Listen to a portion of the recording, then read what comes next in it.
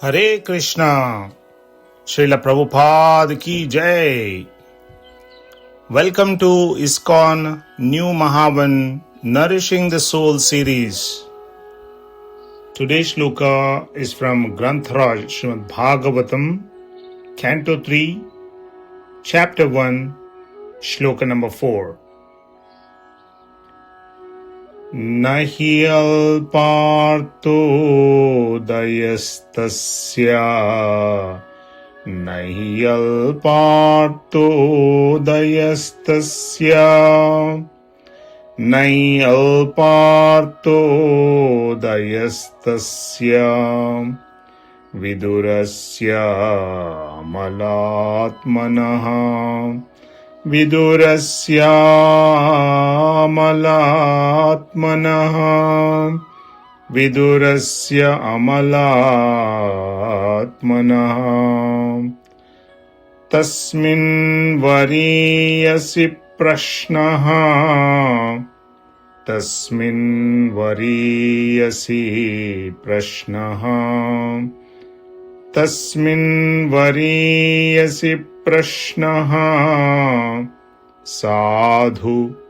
vadopabramhitaha Sadhu vadopabramhitaha Nahi alparto dayastasya Vidurasya amalatmanaha Tasmin variyasi prashnaha Tasmin variyasi prashnaha Sadhu vadopabramhitaha Sadhu vadopabramhitaha. Translation by His Divine Grace A.C. Bhaktivedanta Swami Srila Prabhupada. Saint Vidura was a great and pure devotee of the Lord, and therefore his questions to His Grace Rishi Maitreya must have been very purposeful, on the highest level and uproared by learned circles.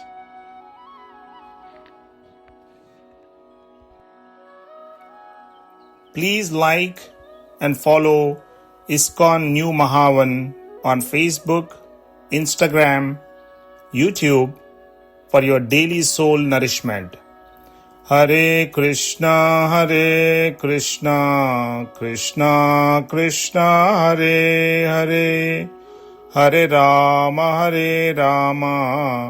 Rama Rama, Hare Hare.